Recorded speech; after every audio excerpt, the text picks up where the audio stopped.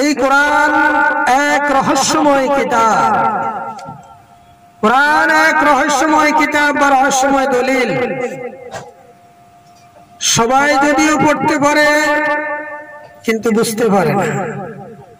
মুফাসসির হওয়া যাবে, পৃথিবীর ডিগ্রি অর্জন করা যাবে, ডক্টরেট অর্জন করা যাবে, মানব রচিত কিতাব পড়ে মানব রচিত ব্যাখ্যা দিয়ে ডক্টরেট ডিগ্রি মৌলানা মুফতি হাফেজ কারি হওয়া যাবে, কোরআন বোঝা যাবে না।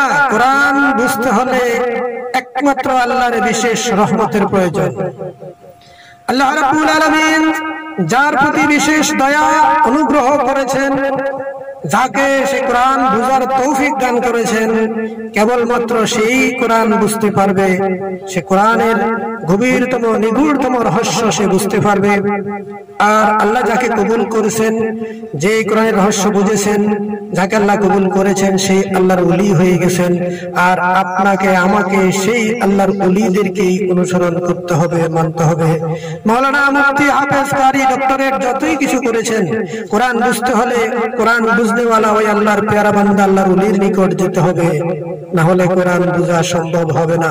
কোরআন বুঝার তকদির সবার নাই, কেবল আল্লাহ যাকে বুঝার তৌফিক দিয়েছেন সেই বুঝেছেন। আমাকে যতটুকু আল্লাহ বুঝিয়েছেন কিঞ্চিত আপনাদেরকে দেওয়ার চেষ্টা করতেছি।